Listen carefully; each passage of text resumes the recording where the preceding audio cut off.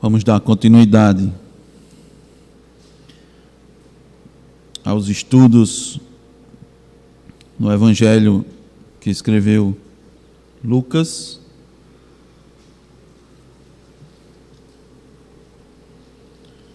Nós vamos ler do 7 até o 10. Lucas 17, do 7 ao 10.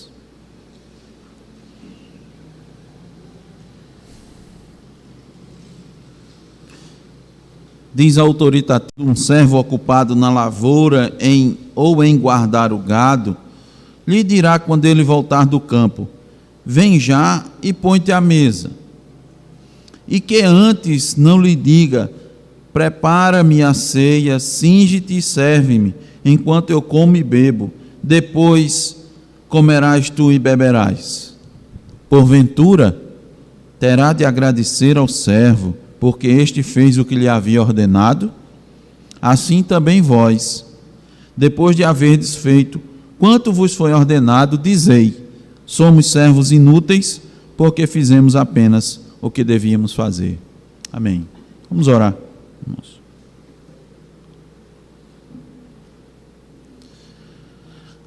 Ó Deus, acabamos de ler tua palavra bendita e nós te pedimos, Senhor, a graça da tua parte, Senhor, que o Senhor nos conceda a condição, ó Deus, de transmitir essa palavra, Senhor, por meio da exposição, por meio da aplicação, para que, ó Deus, possamos ser edificados, fortalecidos, exortados, para que Cristo Jesus, ó Deus, seja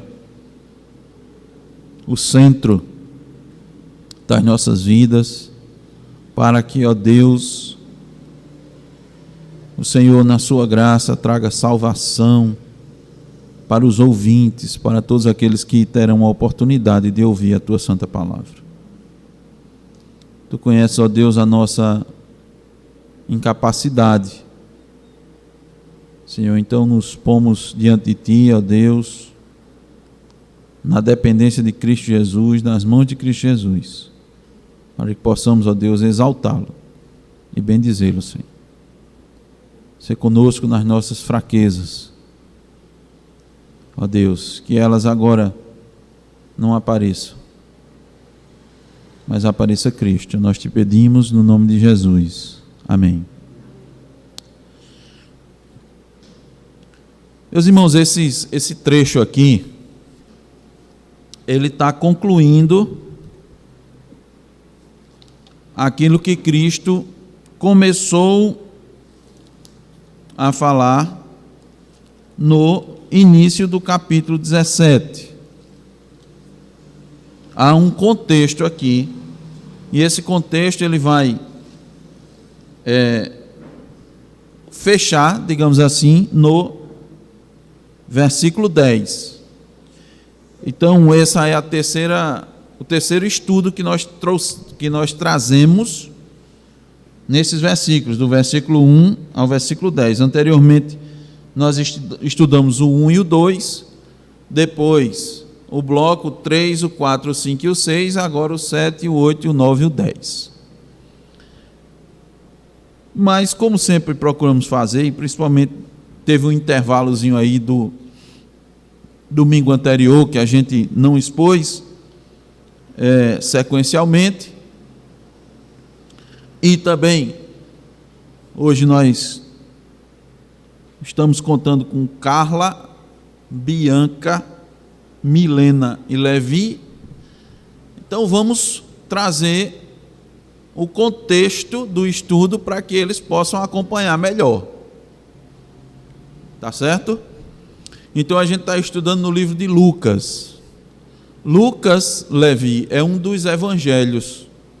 Na Bíblia nós temos 4 evangelhos: Mateus, Marcos, Lucas e João. O que é que esses livros fazem principalmente, para você entender?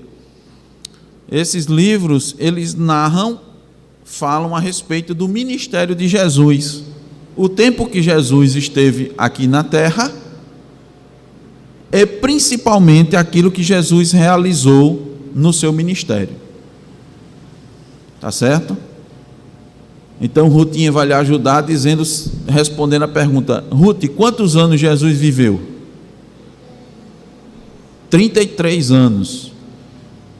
Mas Abraão, quantos anos durou o ministério de Cristo? Quantos anos Cristo passou ensinando? 3 anos. Então, principalmente esses 3 anos de ensino de Jesus Cristo, principalmente eles estão escritos nos Evangelhos: Mateus, Marcos, Lucas e João. Aí nós estamos estudando o Evangelho segundo escreveu Lucas. Lucas, quem era Lucas, Zaqueu? Lucas era um médico. Olha que coisa interessante. Lucas era um médico. E Lucas escreveu esse Evangelho fazendo um relato da vida de Jesus, principalmente para um irmão. Ele queria que esse irmão fosse fortalecido na fé.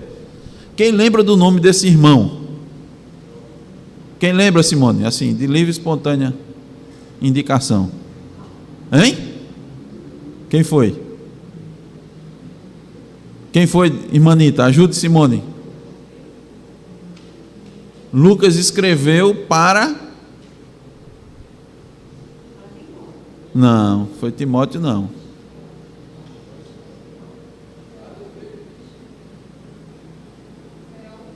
Teófilo. Lucas escreveu para Teófilo, tá certo? Aí ele escreveu aquilo que ele fez o levantamento de que pessoas, de que testemunhas estiveram com Jesus. E nós estamos estudando isso. Sabiam vocês que muitas pessoas acompanhavam Jesus? Multidões de pessoas. Para onde Jesus ia, essas multidões iam atrás dele. Eles queriam muitas coisas de Jesus, ouvir os ensinamentos de Jesus, mas iam atrás também de Jesus, porque Jesus curava, Jesus fazia o bem às pessoas, Jesus alimentava as pessoas. Então eles iam atrás. Muitos eram curiosos, outros ficavam tentando pegar Jesus em algum erro. Então nós estamos estudando isso. Aí estamos estudando o livro todinho de Lucas. E aqui nesse momento, Jesus, ele está preocupado com uma situação que pode afetar os seus discípulos, aqueles que estão seguindo ele. Discípulos são aquelas pessoas que seguem outras, né? Que acompanham, que ouvem seus ensinamentos. Jesus está muito preocupado. Por quê? Porque nos 6 primeiros versículos, ele disse algo, ele orientou algo para os seus discípulos, que todo ele deve fazer, todos os discípulos devem fazer isso, mas não é fácil fazer, não é fácil. Tanto não é fácil que os discípulos pediram a Jesus: Jesus, aumenta a nossa fé para que a gente possa fazer isso que o Senhor está mandando, isso que o Senhor está ordenando, e nós sabemos que é preciso fazer. Vamos lembrar o que Cristo ensinou? Vocês lembram qual é o tema principal do versículo 1 ao versículo 7? Ou do 1 ao 10? O que Jesus está alertando é a respeito de quê? Hein? A respeito dos escândalos. O que é um escândalo, Ramon?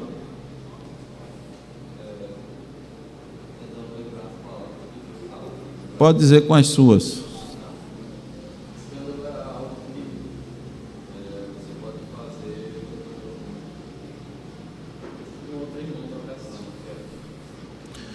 O escândalo aqui, Jesus está advertindo, é o seguinte: tome cuidado com a sua atitude, com aquilo que você faz, com aquilo que você fala, porque se você faz alguma coisa errada, você pode levar outra pessoa a errar, a tirar ela do caminho da fé. Não é isso? Por que a gente tem que estar alerta? Porque o próprio Jesus Cristo disse que essas coisas são inevitáveis, elas vão acontecer.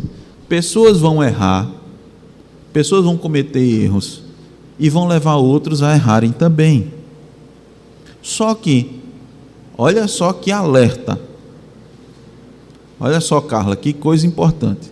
Quem vive, a Bíblia está dizendo, quem vive pecando, cometendo pecados constantes, que leva outros a pecarem também, que dá mau exemplo, essas pessoas vão ser condenadas. E o que é que a gente fala de condenação?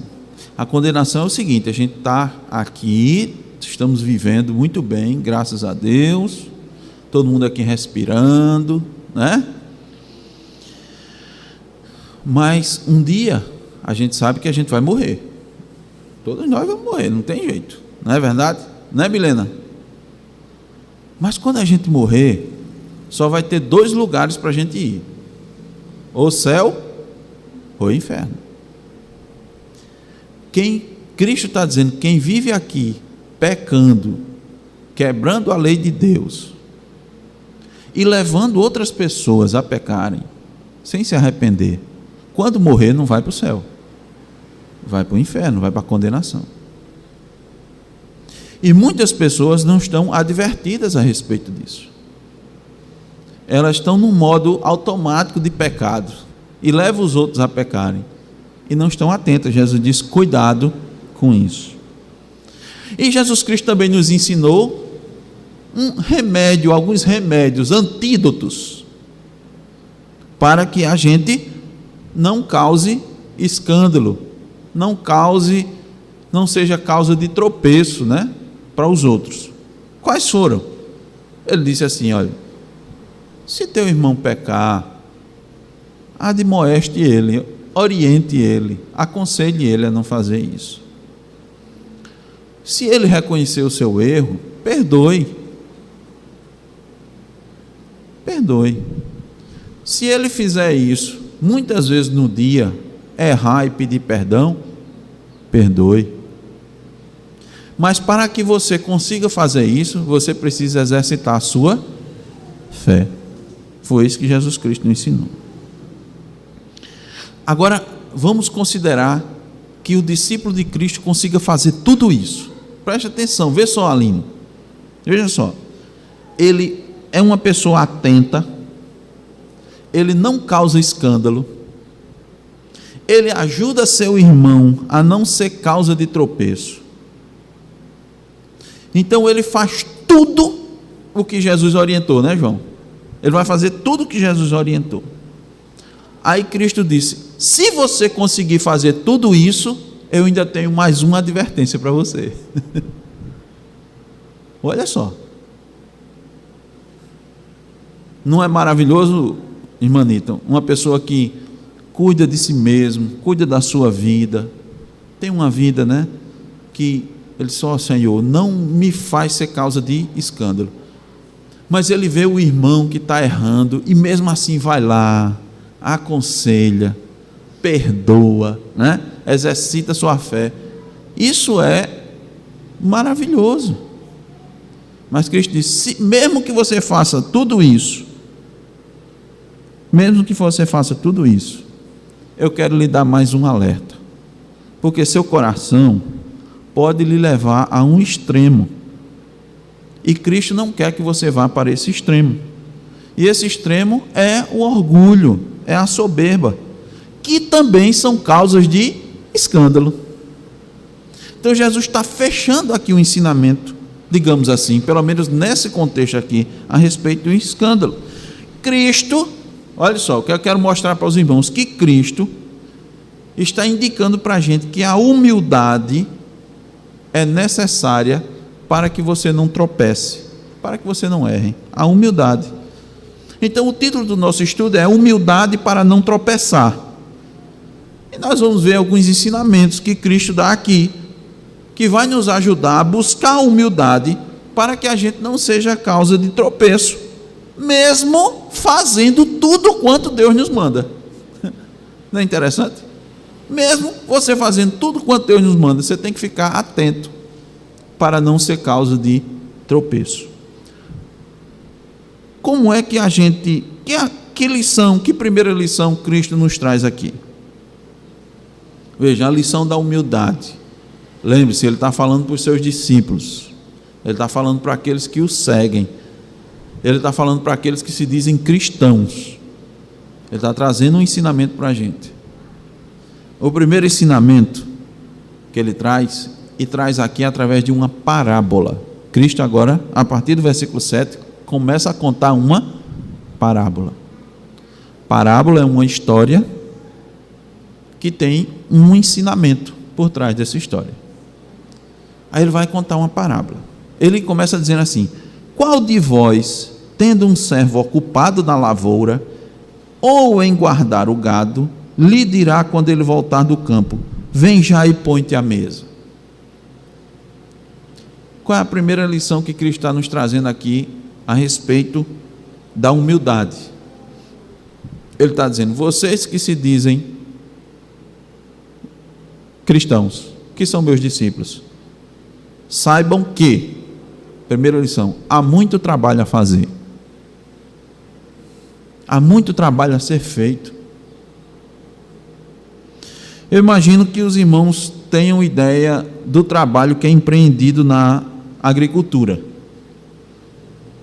Eu não trabalhei na agricultura, minha família também não, mas eu me lembro muito bem de que alguns parentes nossos trabalhavam na agricultura, e na minha infância eu ia passar alguns dias na casa da minha tia-avó, chamava tia Bió, minha tia-avó, e lá ficava numa área rural, e naquela época nem energia elétrica tinha. E eu via a rotina, né? Eu vivenciava a rotina como criança, vivenciava essa rotina. O café da manhã era muito cedo, a gente levantava cedo, a gente levantava que o sol ainda não tinha nascido, a gente fala isso, né? Não tinha nem nascido, e já se preparava o café da manhã. Então a gente tomava café por volta das 5h30, é o que eu me lembro assim na cabeça. 5h30 da manhã a gente estava tomando café já, 5h30 para 6h era o café. Meu tio avô saía para a plantação, lá ele plantava mandioca, abacaxi, batata, para, né, vender e sobreviver. E ele saía somente com uma enxada na mão, botava aqui nas costas, um facão na cintura e um chapéu de palha. É o que eu vi ele saindo. E ele ia lá, partia para cuidar da lavoura, preparar o solo, fazer as covas, plantar a semente, limpar o mato, retirar as ervas daninhas, tudo que era necessário para que a planta, não é, pudesse germinar e produzir frutos. Ele tinha que ter uma boa habilidade no uso da enxada, não adiantava levar enxada e facão. Eu me lembro também que eu pedia: tio, deixa eu usar a enxada. Toda vez que eu pegava a enxada, eu chegava com o dedo arrebentado em casa, que eu acertava no chão e acertava no dedo, e saía lá cortando. Então você tinha que ter habilidade na enxada. Normalmente ele, o meu tio, acho que era por opção dele, ele saía com os pés descalços. O pé dele era grosso, a pele grossa, as mãos grossas de calo, calejado.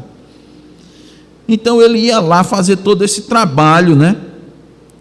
Ele tinha que saber as estações, a época certa de plantar, que variedade plantar para poder aquilo germinar, florescer, a época das chuvas, a época do sol, qual é a planta adequada para você, variedade adequada para plantar em determinada época. Então isso é muito trabalho, não é verdade, irmãos? Irmãos, aqui eu tenho mais ou menos um exemplo, né? Já viveu um bom tempo, tem exemplo da família lá na Bahia, na terra do cacau. Então você tem que saber, não adianta nada você botar uma um sítio, uma plantação na mão de quem não sabe, não vai produzir. Então Cristo está querendo usar um exemplo daquelas pessoas e fazer um paralelo. Lembra que é uma parábola, faz um paralelo com o reino de Deus. Quando você está assim na roça trabalhando, você dá uma pausazinha só para tomar uma água, né? E depois volta. Lembra quando a gente estava estudando de Ruth, que ela estava respigando, quando Boaz chegou e perguntou: e essa jovem aqui? Aí, qual foi a resposta que os trabalhadores deram? Rapaz, ela está aqui desde manhã cedinho, só parou um pouquinho, né, para ficar debaixo ali da choça, debaixo daquele local onde o pessoal faz para fazer sombra, foi ali no poço, pegou água, pegou sua marmitinha, trouxe uma marmitinha, comeu uma coisinha e depois, olha, voltou para o trabalho, porque muito trabalho precisa ser feito. Cristo também diz, tanto na plantação quanto em relação ao gado, que era comum naquela época as pessoas também, né, viverem da plantação e cuidado com o gado, com as ovelhas. Então, irmãos, Cristo queria trazer um ensinamento mostrando que no reino de Deus há muito trabalho, e no reino de Deus nós somos servos, nós somos os trabalhadores. Mas não basta entender que eu sou servo, não basta apenas se dizer um servo de Deus, um servo de Cristo. É preciso entender que tem muito trabalho. Tem gente que diz, eu sou um servo, tal, tem coisa para fazer. Tem umas coisinhas para fazer. Não, no reino de Deus não tem umas coisinhas para fazer. Tem muito trabalho a ser feito.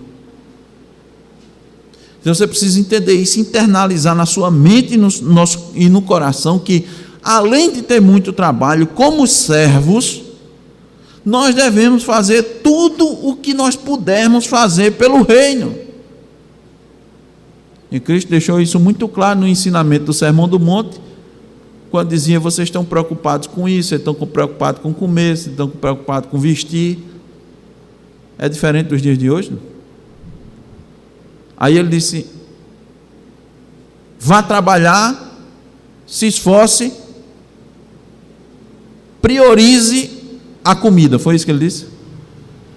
Priorize a roupa, priorize a escola dos meninos, priorize seu lazer, um tempozinho para o seu lazer.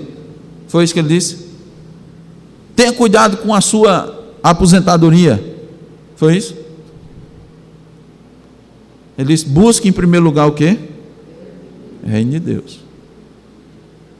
Então, no reino de Deus, Cristo está dizendo aqui, meus irmãos, que tem muito trabalho a ser feito. Agora, para você entender mais ainda, eu quero que você pense no seu trabalho. Eu quero que você pense nas suas obrigações. Principalmente, lógico, aqueles que têm, né, obrigações fixas, quer sejam remuneradas ou não. Os cabeças de famílias que estão trabalhando, as mulheres. Você tem a obrigação, então pense na sua obrigação diária. No seu expediente de trabalho, o que é que você tem que fazer? Usar toda a sua força, seu tempo. Eu vinha conversando com o irmão João, e o irmão João disse: como foi, né, João? Ele disse: rapaz, trabalhei que só, não foi? Por quê? Porque o irmão foi contratado para isso. Cheguei cansado, pastor. Certo, por quê? Porque você tem que ser produtivo. Você deve realizar as tarefas no seu trabalho da melhor maneira possível. E até no seu trabalho você faz cursos de aperfeiçoamento, não faz? Faz. Ser orientado como fazer as coisas. As mulheres em casa hoje em dia têm uma ferramenta muito boa. Quando querem, por exemplo, tem uma determinada mancha na roupa. Se agora, como é que eu faço para tirar essa mancha? Aí corre na internet, vai ver como é, aprender que produto eu vou usar para tirar essa mancha, não é? Só tem uma comida que eu preciso fazer, o que é que eu faço? Vai lá estudar para ver como são os ingredientes, como são os preparos. Então, no dia a dia, meus irmãos, para cumprir com as nossas obrigações, nós temos que nos esforçar, e muito. não é? No reino, a mesma coisa no reino de Deus.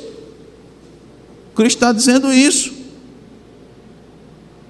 Você tem que cuidar de si mesmo. Você tem que ter uma vida devocional. Você tem que ter uma vida de oração, uma vida de leitura, uma vida de meditação. Como servo do reino de Deus, você tem que cuidar do outro. Você tem que cuidar do seu irmão na igreja.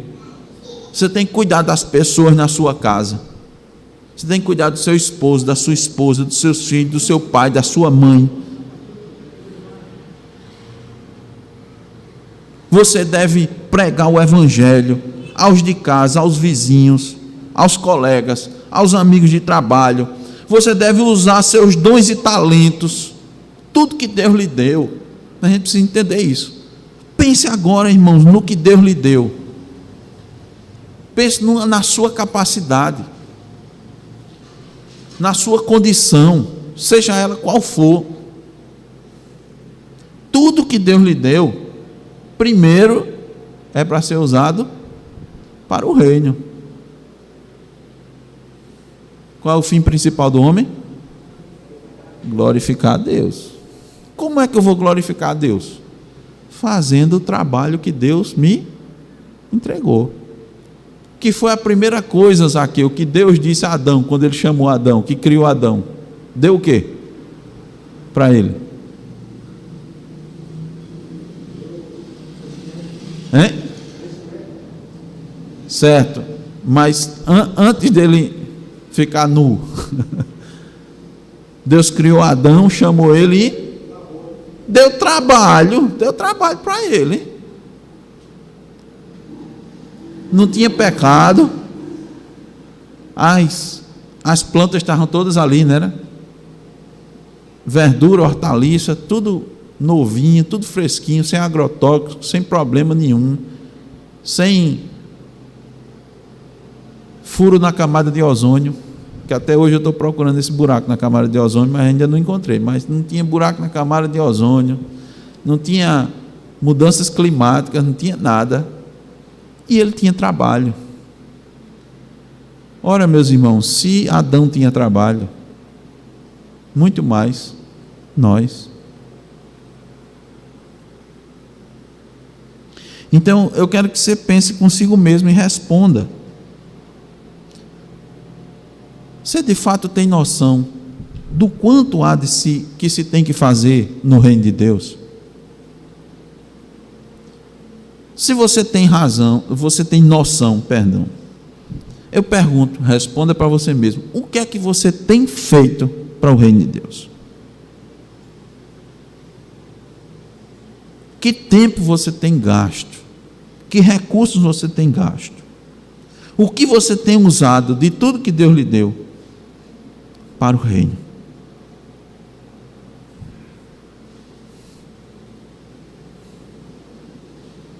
Lucas, no capítulo 10, o versículo 2, a parte A, diz assim: a seara é grande, mas os trabalhadores são poucos. Rogai, pois, ao Senhor da seara que mande trabalhadores. Quem são os trabalhadores? Ah, pastor, já vou responder. Essa aí eu sei. São os pastores, missionários, evangelistas, né? Os diáconos. É isso, João? Trabalhadores são todos nós, irmãos. Nós somos servos. Nós somos servos. Olha, voltando para o texto, Cristo disse que o servo estava arando ou alimentando o gado no campo. Quando chega em casa à noite, o que é que Cristo disse? Vem o senhor dele, o patrão, e diz: sente aqui e venha fazer a refeição. É isso? Não.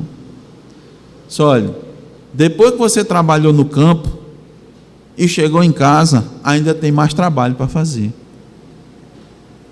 Venha, prepare a minha refeição, me sirva, e depois você pode fazer a sua refeição.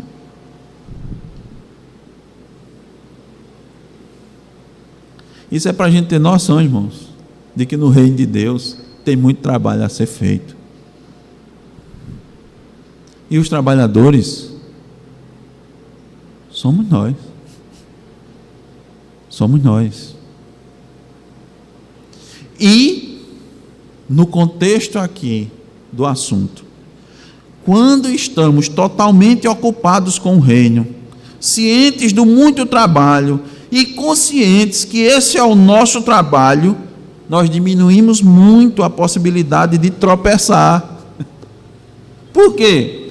Porque estamos humildemente voltados para cumprir com a nossa obrigação. Se eu tenho uma obrigação, se eu estou voltado para trabalhar com aquela obrigação, e essa obrigação é aquilo que Deus nos deu para fazer, vai sobrar pouco tempo para tropeçar, não vai, João? Vai, você está muito ocupado. Irmãos, quando Neemias estava reconstruindo o templo, os muros, então ele enfrentou dificuldades desde a saída até a chegada em Jerusalém. Desde a saída de onde ele estava no cativeiro até a chegada, desde lá. E em lá chegando tinha os inimigos. E os inimigos procuravam de todo jeito. Tinha inimigo dentro e tinha inimigo fora.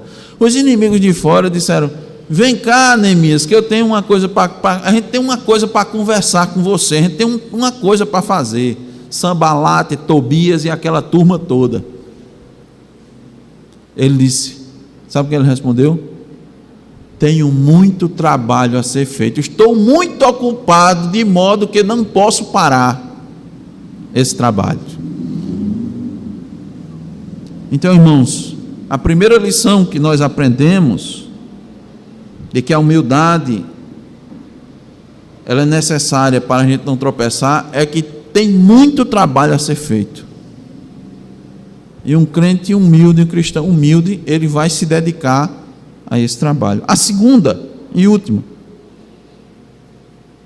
é que, fazendo esse trabalho, nós não devemos reivindicar recompensa pelo que a gente faz. Olha só, o versículo 8, de 8 em diante. E que antes não lhe diga, prepara-me a ceia, cinge-te e serve-me, enquanto eu como e bebo, depois comerás tu e beberás.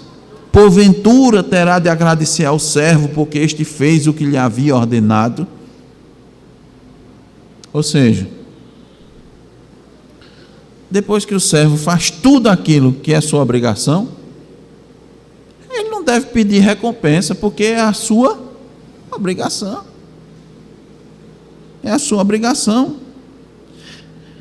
Para que fique fortemente gravado na nossa mente e no nosso coração, que nós não devemos reivindicar recompensa pelo que fazemos, mesmo que aos olhos humanos esteja tudo perfeito. É preciso entender que nós nunca podemos cumprir totalmente a nossa obrigação. Por que é que eu não posso reivindicar? Em primeiro lugar, porque eu nunca consigo cumprir toda a minha obrigação. Então isso já nos leva à humildade. A humildade ajuda a não tropeçar. Porque a Bíblia diz que somente Cristo cumpriu totalmente a obra que lhe foi dada às mãos. Enquanto nós estivermos aqui nessa terra, nós padecemos do pecado, e o pecado macula, mancha as nossas ações. Paulo diz lá em Romanos 7,14: porque bem sabemos que a lei é espiritual, eu todavia sou carnal, vendido à escravidão do pecado.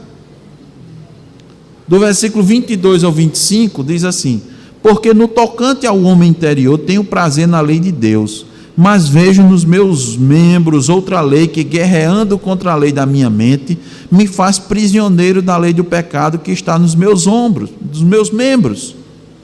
Desventurado homem que sou, quem me livrará do corpo desta morte? Graças a Deus por Jesus Cristo nosso Senhor. De maneira que eu de mim mesmo com a mente sou escravo da lei de Deus, mas segundo a carne da lei do pecado. Então nossa carne serve ao pecado. A nova vida que nos é dada no Espírito, nos é concedida no Espírito, é experimentada em todo o nosso ser, é verdade, mas continuamos a carregar as marcas do pecado. Olha o que é que Tiago diz no capítulo 3, nos versículos 1 e 2, a parte A da sua carta. Meus irmãos, não vos torneis muito de vós mestres, sabendo que havemos de receber maior juízo, porque todos tropeçamos em muitas coisas. Todos nós tropeçamos em muitas coisas. Tudo que a gente faz só é recebido por Deus por meio de Cristo Jesus. Mas a questão, irmãos, é que naturalmente nós somos orgulhosos, naturalmente somos cheios de justiça própria, querendo receber o pagamento pelas coisas boas que nós fazemos.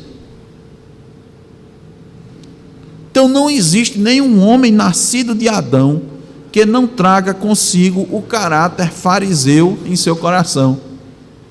Todos nós. Aí o que é que você precisa fazer? Matar isso. Cristo está dizendo aí, seja humilde para você não tropeçar. Seja humilde para você não tropeçar.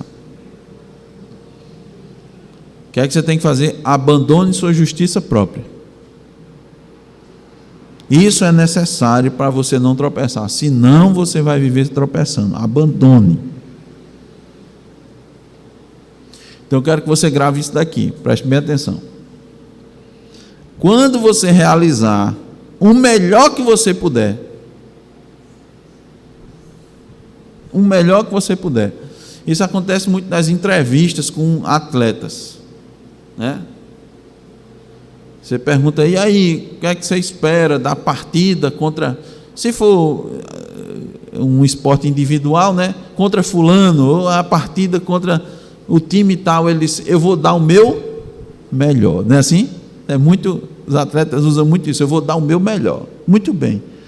Quando você realizar o seu melhor, com toda diligência, com toda perfeição, você está cumprindo somente sua obrigação. Então você não pode pedir recompensa por isso. Olha o versículo 10.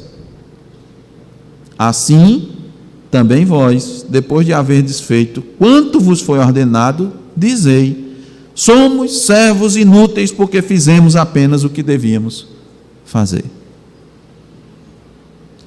Irmãos, quando a gente espera a recompensa, nós estamos dizendo que Deus é nosso devedor, que Deus é quem deve a gente, não é?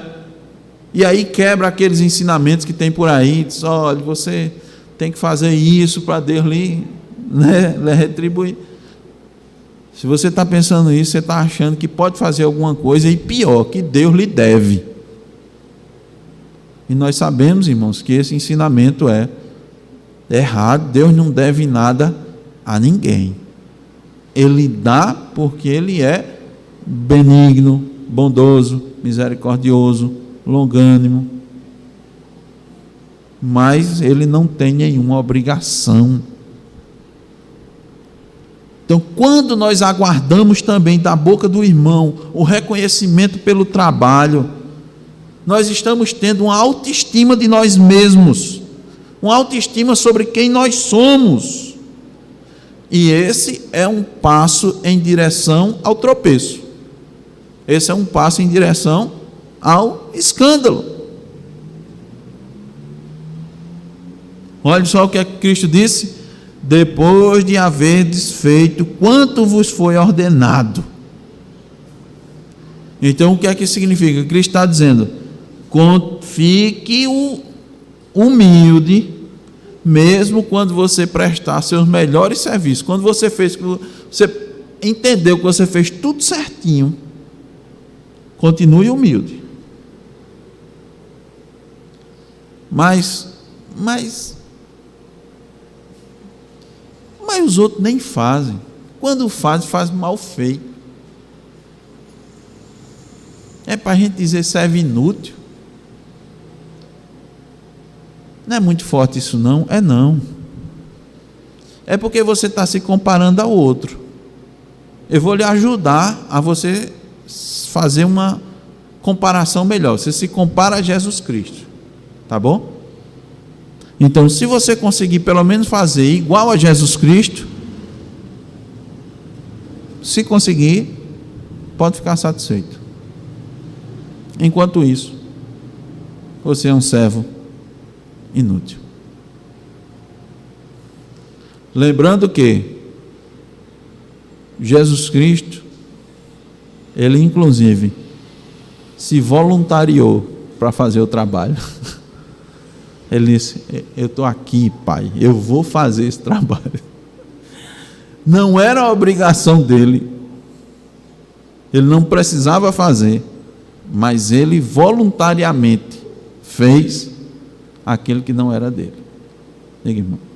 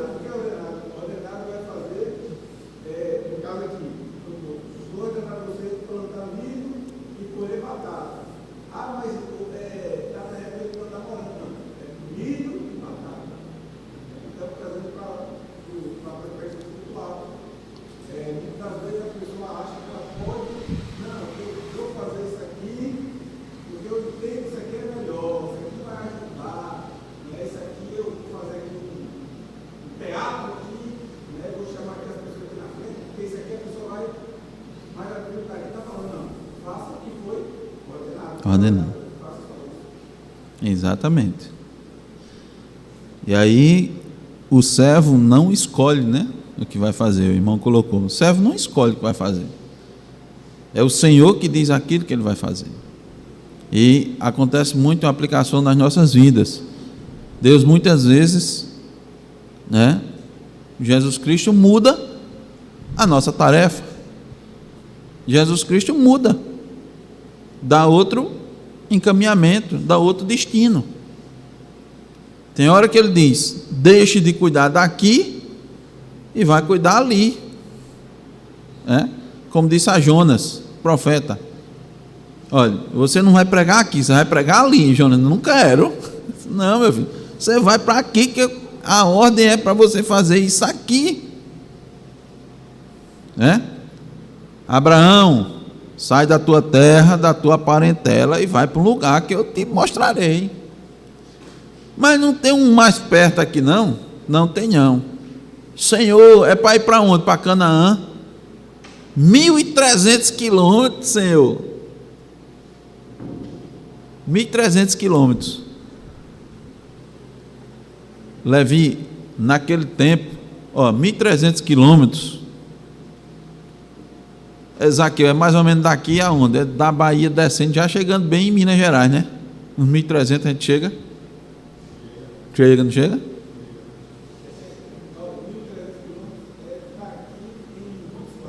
Montes Claros, Minas Gerais. Aí essa viagem que Abraão fez, vê só, ele saiu da terra dele, estava lá com sua família, com seu pai, e com a família toda, e tio e sobrinho. E Deus disse: saia daí e vá para uma terra que eu vou te mostrar. Só que ele não viajou de ônibus com ar-condicionado, nem carro com ar-condicionado. muito menos de avião com ar-condicionado, porque não tem ventilador, né? Como é que ele viajou 1.300 quilômetros? Hein? Eita, e sem Dramin, eu esqueci desse detalhe. Mas devia ter alguma erva lá, né? Algum chazinho, não era, dona Anitta, que ajudava. Mamãe especialista aí. Devia ter alguma ervazinha que ajudava. Aviação Canela, vê só, foi a pé, no lombo de camelo, no lombo de jumento, no lombo de cavalo, 1.300 quilômetros. Foi isso somente que Deus pediu a Abraão. Pediu para sair do seu conforto. Então Deus muda a tarefa. Ora você tem que fazer alguma coisa, ora que você tem que fazer outra. E às vezes a gente diz, mas Senhor, estou tão acostumado a fazer essa tarefa, o Senhor vai mudar a outra? Vou. E como é que a gente vai fazer? Ora, usando todos os nossos recursos e talentos. Eu costumo lembrar, irmãos, Abraão tinha recursos. Por que é que Abraão tinha recursos? Porque Deus tinha um objetivo para os recursos de Abraão, para ele se sustentar. Mas tem hora que Deus tira os recursos, né? Jacó estava lá com seus filhos e houve uma fome na terra que não tinha mais para onde correr. Mas Deus já proveu o livramento e mandou ele buscar no Egito. Então, irmãos, humildemente, nós temos que ir cumprindo o nosso trabalho, tá certo? Usando os nossos recursos, os nossos talentos, porque o reino de Deus deve ser o alvo maior das nossas vidas. O reino de Deus não é, irmãos, o alvo maior da sua vida não é a sua sobrevivência. Olha, preste bem o que eu vou dizer. Não é o alvo maior da sua vida, não é a comida, a bebida, porque Deus disse que nem só de pão vive o homem, mas de toda a palavra que procede da boca do Senhor. Tá? Então o reino de Deus deve ser o alvo maior das nossas vidas. Vamos cumprindo, irmãos, o trabalho. Vamos lutando. Tem muito trabalho. Trabalho interno, trabalho externo. A luta da humildade. O abandono da justiça própria. É o entendimento que, mesmo fazendo tudo isso, nós nada merecemos das mãos de Deus. E por fim, que nosso trabalho só estará completo. Nosso trabalho só estará finalizado quando Cristo nos chamar. Quer seja pela morte, quer seja pela trombeta. Aí sim nosso trabalho vai ser completo.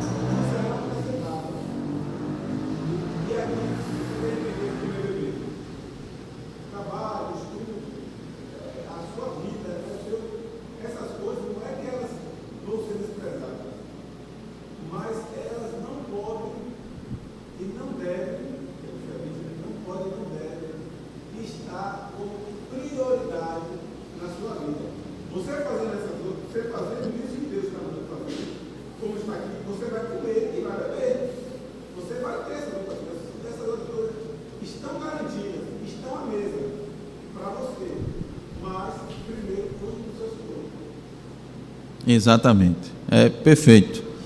E aí quando a gente aumenta a compreensão, irmãos, do reino de Deus, a gente vai entender que, quando a gente aumenta a compreensão, a gente vai entender que essas coisas também fazem parte do reino. Porque quer comais, quer bebais, ou façais qualquer outra coisa, fazei tudo para a glória de Deus. Quando você entende isso, o reino de Deus é sua vida como um todo. É isso que os reformadores, que os puritanos, eles compreenderam bem. Não existe vida secular em vida espiritual. Existe uma coisa só. Existe só uma coisa. A gente é que separa secular do espiritual. Mas a compreensão vai juntando, e a gente vai compreendendo. Que Deus nos abençoe, irmãos. Amém.